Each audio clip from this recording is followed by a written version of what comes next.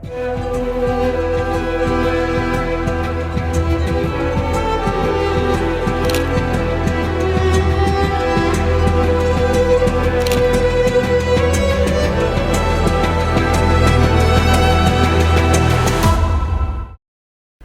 1 minggu ini, perang antara Israel dan Amerika Serikat melawan Iran berlangsung.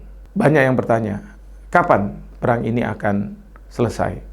Apakah perang ini akan selesai sama seperti ketika Amerika Serikat melakukan serangan ke Venezuela, hanya 300 menit?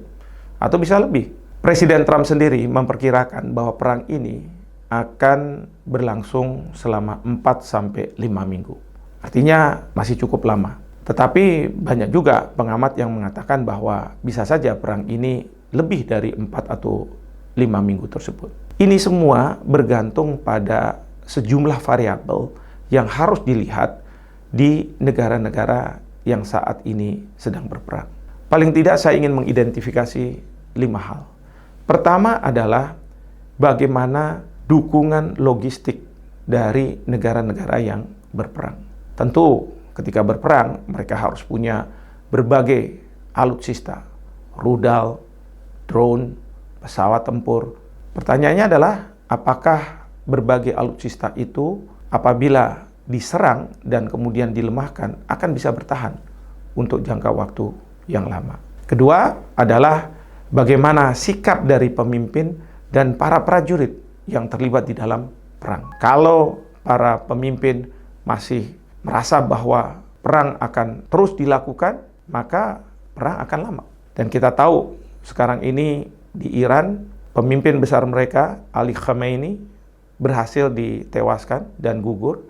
Tetapi oleh pemimpin di Iran maupun rakyat Iran, beliau dianggap sebagai seorang martir dan menjanjikan untuk adanya pembalasan. Yang ketiga adalah bagaimana dukungan di dalam negeri, karena ini juga menjadi penting. Kalau misalnya di dalam negeri tidak mendapat dukungan, meskipun para elit politiknya mengatakan terus berperang, maka bukannya tidak mungkin publik di dalam negeri akan melakukan upaya untuk melakukan impeachment atau menurunkan pemerintahan yang ada. Keempat, berkaitan dengan masalah bagaimana dunia terdampak dari perang yang ada. Saat ini, Iran yang melakukan serangan balasan memfokuskan pada 3 titik. Pertama pada Israel, kemudian pada pangkalan Amerika Serikat di negara-negara Timur Tengah, negara Teluk, dan yang ketiga adalah pada kapal-kapal induk Amerika Serikat. Nah, yang jadi masalah adalah di titik di mana ada pangkalan Amerika Serikat, ternyata rudal-rudal Iran mungkin secara tidak sengaja menyasar ke bandar udara atau gedung-gedung sipil. Ini yang membuat kemudian negara-negara Teluk marah dan mereka mengatakan siap untuk menghadapi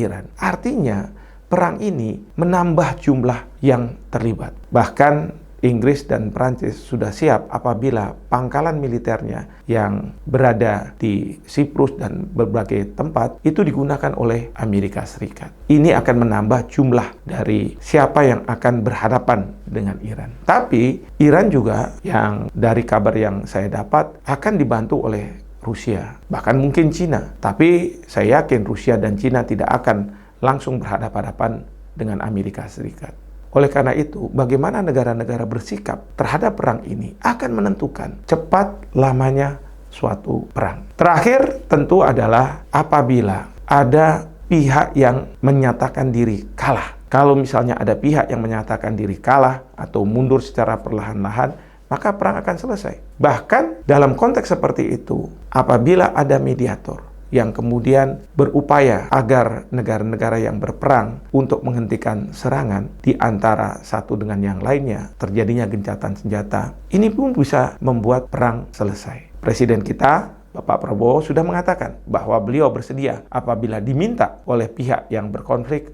untuk menjadi mediator. Sebenarnya peran dari mediator ini adalah sebagai penyelamat muka, dalam arti bahwa mungkin ada negara yang sudah merasa capek dengan perang ini dan ingin menghentikan, tapi dia punya ego, sehingga dia tidak mau menyatakan bahwa dia menghentikan karena itu akan dianggap sebagai kalah perang. Oleh karena itu, di sini pentingnya mediator untuk bisa menyelamatkan muka. Sehingga negara yang menghentikan perang itu tidak dianggap menyerah, tetapi karena permintaan dari mediator. Demikian POV saya saat ini. Terima kasih.